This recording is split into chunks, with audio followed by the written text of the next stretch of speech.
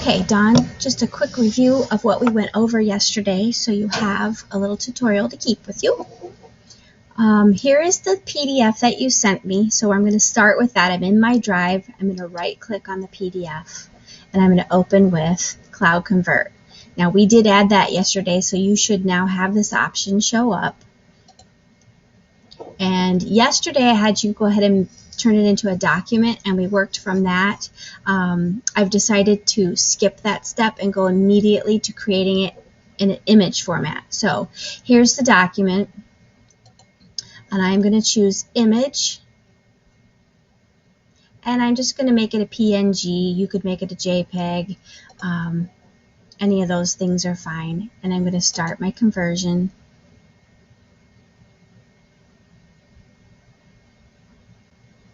It's working on it. All right, so it's finished.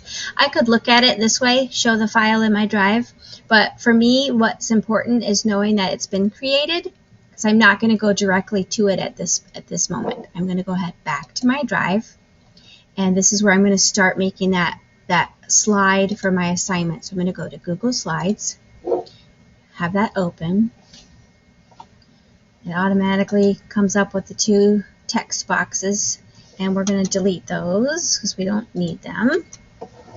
And this is how you change that size so you can make it paper size. Go to File and Page Setup. So File, Page Setup, and we're going to change it to be custom. So all I did was click on the option that was given to change to custom, and we're going to go ahead and make it 8.5 by 11.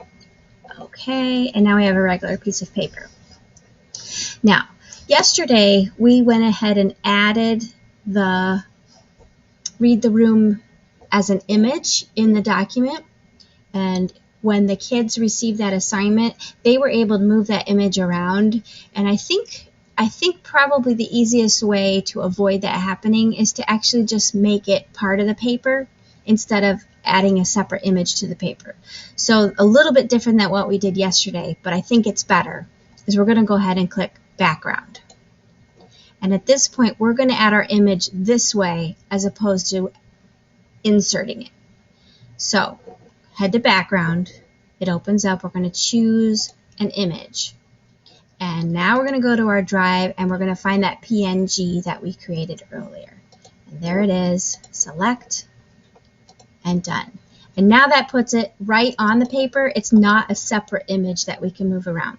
And I think that's going to be better. So once we've done that, we could begin to add those text boxes as we showed yesterday. The kids did seem to take to that and like that. But since I already showed you that option, I know I mentioned a table. I'm going to show you the table so you know that one too. So here's table, insert table. We want 2 columns and 8 rows to match what you have here. It'll give you the table, which you can stretch and change to match the size of your paper, like so. And at this point, before you assign it to the kids, I think it would be nice to get our text size set. I'm going to pick 36.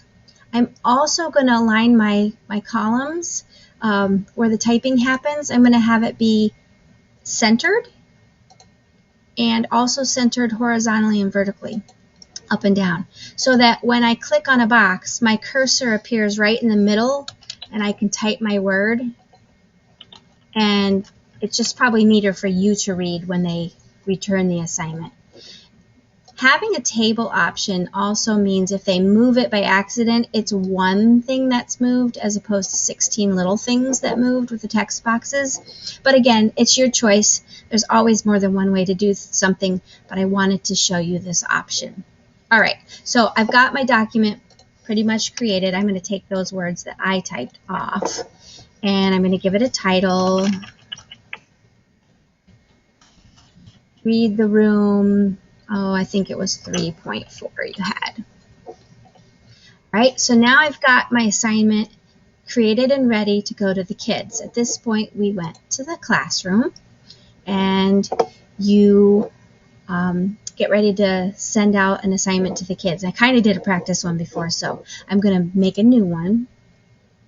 I'm going to create an assignment, and this is going to be read the room 3.4. Look at your word cards and type the word in the correct column. Now you might not put type directions, you might just give oral directions. It's up to you totally. And here I'm going to attach the file.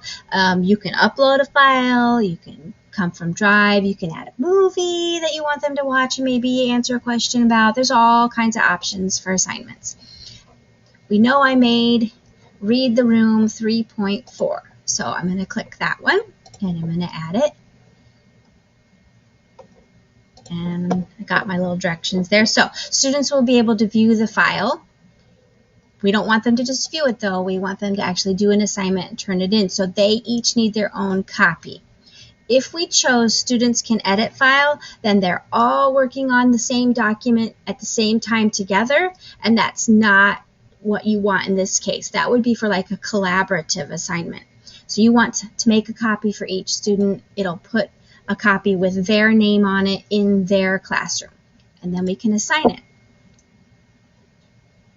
So it's working on that. All right, so I have one little student in my class, and she's going to receive this assignment in a moment, and then she'll work on it and get it done.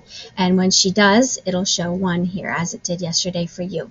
And you know, when you're making comments, we learned yesterday that the kids can see your comments before they've turned in the assignment. So you'll either want to remind them not to turn in when they're finished until you've given the, okay, everybody, you can now turn in your assignment, or just know that they're going to have to learn that after you make a comment, you will resubmit the assignment to them and they have to unsubmit it and read it and then turn it back in, because maybe you do want them to make a change before they turn it in. All right. So I think that's a quick tutorial of everything we did yesterday. And if you have questions, you know I'm just an email away.